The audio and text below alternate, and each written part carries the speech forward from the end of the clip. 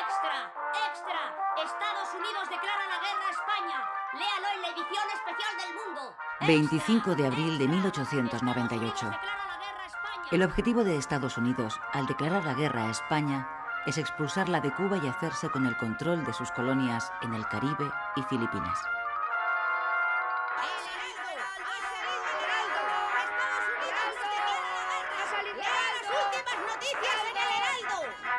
La noticia no sorprende demasiado en España, porque en cierta medida era esperada. Unos días antes, el gobierno de Estados Unidos había dejado clara su posición. Habría guerra si España no le vendía Cuba. El precio que ofreció por la isla fue de 300 millones de dólares. El gobierno español, aún siendo consciente de la desigualdad de fuerzas y habiendo hecho hasta entonces lo posible por evitar la guerra, declinó la oferta.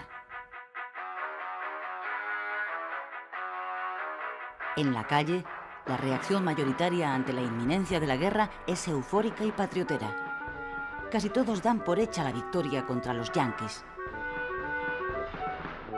Los periódicos se llenan de dibujos satíricos donde los estadounidenses aparecen como cerdos bien cebados o habitantes de un país de tenderos y comerciantes de poca monta. El delirio colectivo se instala en el país.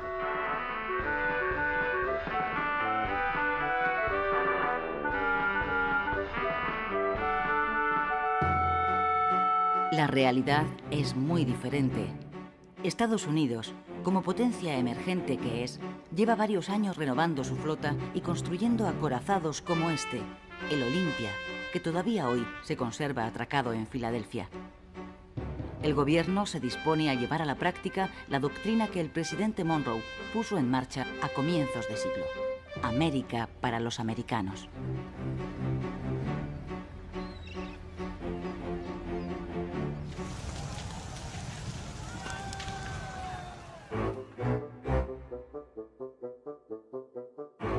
El estallido de la guerra en Cuba produjo efectos inmediatos en la política española.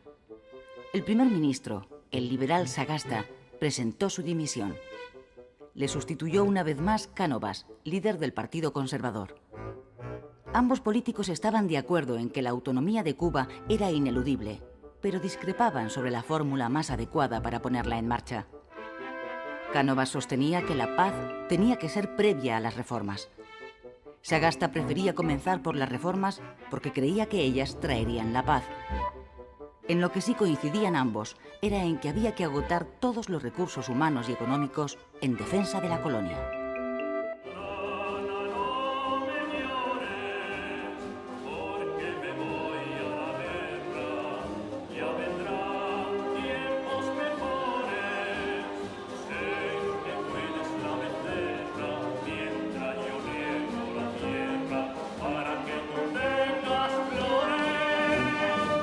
Miles de soldados españoles fueron enviados a Cuba.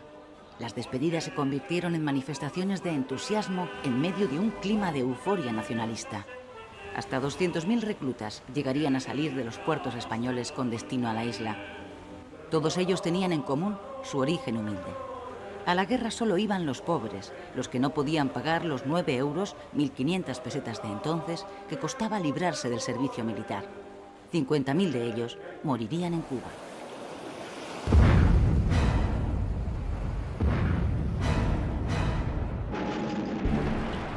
La explosión del acorazado norteamericano Maine en el puerto de La Habana, donde murieron más de 250 tripulantes, aceleró los acontecimientos. El buque había llegado unos días antes para proteger los intereses de Estados Unidos en la isla.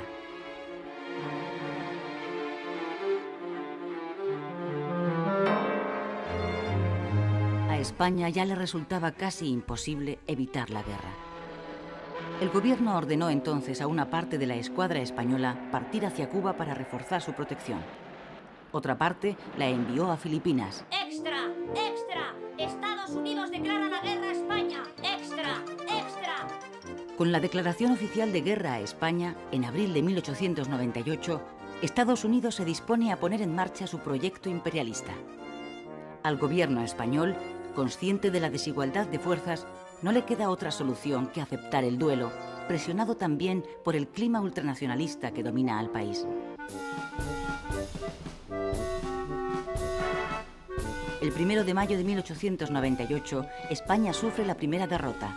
En Cavite, Filipinas, la flota española es literalmente barrida por la norteamericana.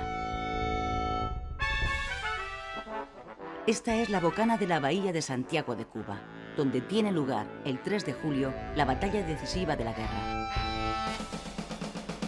Dentro está la flota española mandada por el almirante Cervera. En contra de su opinión, Cervera da la orden de salir. Obedece órdenes del gobierno. Fuera de la bahía, la flota norteamericana espera.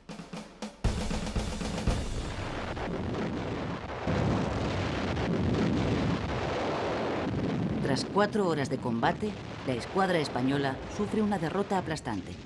Sus 7 barcos son hundidos o apresados.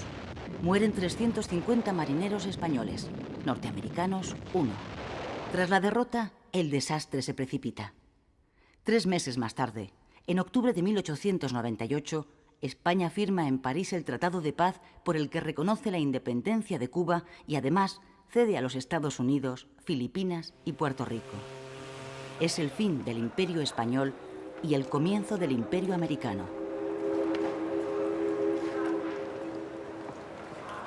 Consumada la derrota, los 150.000 soldados supervivientes emprenden el regreso a España.